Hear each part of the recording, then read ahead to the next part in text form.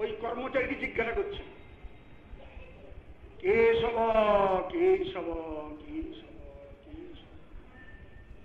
সঙ্গে সঙ্গে বাড়ির ওই দোকানের কর্তা বারান্দায় বসেছিলেন, যে গড়াত দেওয়া তো থাকে, কর্তা বারান্দায় চেয়ারে বসে আছেন,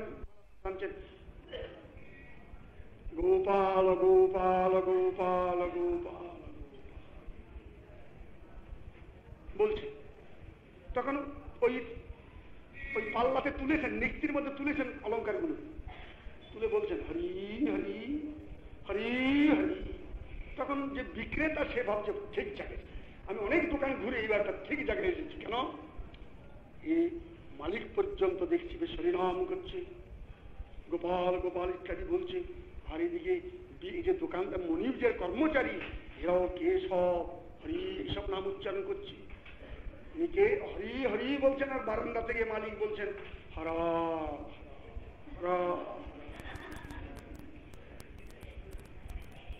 অর্থাৎ উনি কেশব ইঙ্গিত করলেন এরা কারা, এই যে আসছে আমার কাছে কর্তা চেনেন নাকি এদের, কে সবাই এইসব কারা যারা ঢুকলো চেনেন নাকি? তখন উনি বললেন গোপাল, গোরখিয়া ক্লাস, গরু ডাকবার লোক, অর্থাৎ মূর্খ গোপাল। তখন নির্দিতে চাপিয়ে এখন বলছেন যে মানে ওজনে কিছু কামাবো কি না, দেখি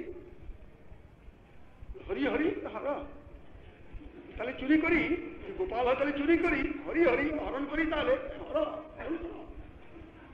এই অবস্থা। এটা কি ভগবানকে উদ্দেশ্য করছে কেন?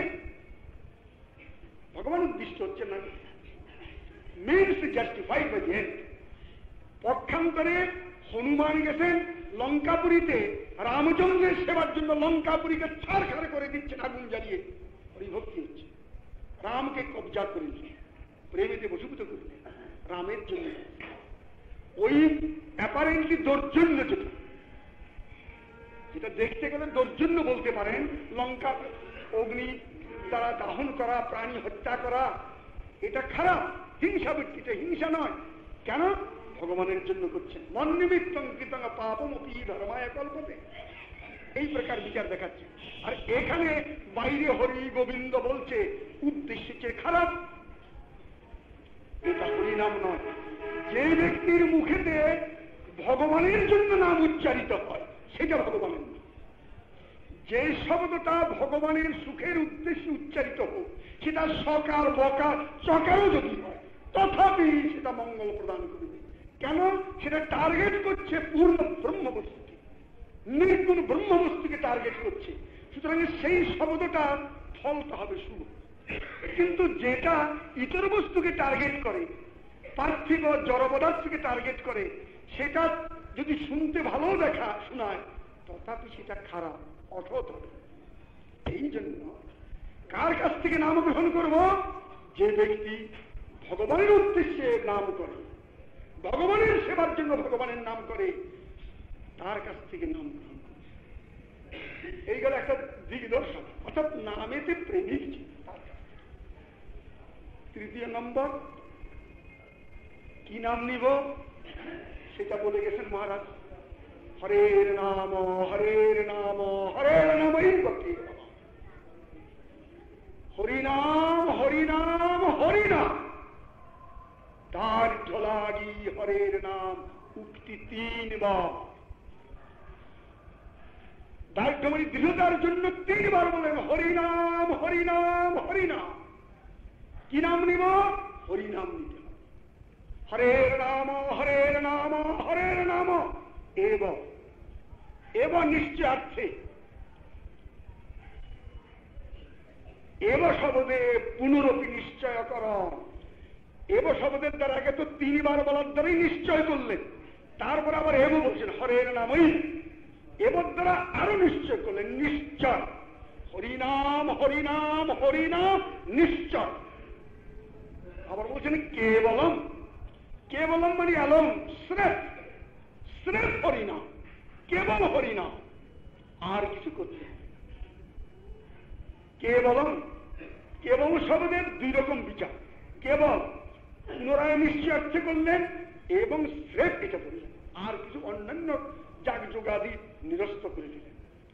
কেবল শব্দে পুনরপি নিশ্চয়করণ, ধর্ম জ্ঞান যোগাদি কর্ম নিবার। তারা বলছেন অন্যথা যে মানে তার নাহি কনিষ্ঠার, নাহি নাহি নাহি, এই উক্তি তিনবার। নাস্তিয়েব নাস্তিয়েব নাস্তিয়েব গতিরন্যথা। এই হরিনাম ছাড়া অন্য গতি নাই, নিশ্চয় নাস্তিয়েব, নিশ্চয় নাই, নিশ্চয় নাই, নিশ্চয় নাই।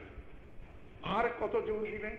সুতরাং হরিনামে আমাদের গ্রহণ করতে হবে, হরিনামই শ্রবণ, হরিনামই কীর্তন, হরিনামই স্মরণ হওয়া দরকার। কলিযুগের যুগধর্ম এই হরিনাম সংকীর্তন। শ্রী চৈতন্য মহাপ্রভু এই হরিনাম সংকীর্তন প্রবর্তন করেছিলেন। আমরা এই মণ্ডপটি নির্মাণ করেছি এই হরিনাম সংকীর্তনের জন্য। আমি আশা করি আমাদের প্রতিবেশী সজ্জনগণ, এই পাড়াতে বহু সজ্জন অবস্থান করেন, এই প্রতিবেশী সজ্জনগণের সহানুভূতি পেয়ে এবং তাদের সহযোগিতা লাভ করে আমরা উত্তরোত্তর আরো উৎকৃষ্ট হতে উৎকৃষ্টতর ভাবে একেবারে একান্ত ভাবে হরিনাম সংকীর্তন করতে সুযোগ লাভ করব। যে সকল সজ্জন, পাড়ার প্রতিবেশী সজ্জনগণ যারা আমাদের এই অনুষ্ঠানেতে সহায়তা করেছেন, যে সকল যুবকগণ সহায়তা করেছেন, বিগ্রহগণকে রাজবেরিয়া ভেরু 86 রাজবেরিয়া মঠ থেকে এখানে আনবার জন্য সংকীর্তন শোভাযাত্রাতে যে সকল যুবকগণ সহায়তা করেছেন, আমি সকলের নাম জানি না, সেই সকল যুবক দিগকে মঠের পক্ষ থেকে এবং ব্যক্তিগত আমার পক্ষ থেকে আমি আন্তরিক ধন্যবাদ এবং কৃতজ্ঞতা জ্ঞাপন করছি। প্রতিবেশী সজ্জনগণ যারা আমাদিগকে এই অনুষ্ঠানেতে দ্রব্যের দ্বারা, অর্থের দ্বারা, বাক্যের দ্বারা বা বুদ্ধির দ্বারা কোন না কোন প্রকারে সহায়তা করেছেন, আমি তাদের সকলের নিকটে কৃতজ্ঞ। মঠের পক্ষ থেকে এবং ব্যক্তিগত আমার পক্ষ থেকে আমি তাদেরকে আন্তরিক কৃতজ্ঞতা এবং ধন্যবাদ জ্ঞাপন করছি। তদুপরি যে সকল সজ্জনগণ এখানে প্রত্যহ শুভাগমন করে আমাদিগকে ভগবত কথা শ্রবণ কীর্তনের সুযোগ প্রদান করেছেন, উৎসাহিত করেছেন, আমি সেই সকল সজ্জন দিগকে আন্তরিক শ্রোতৃমণ্ডলীকে আন্তরিক ধন্যবাদ এবং কৃতজ্ঞতা জ্ঞাপন করছি। আরো আহ্বান জানাচ্ছি, এখানে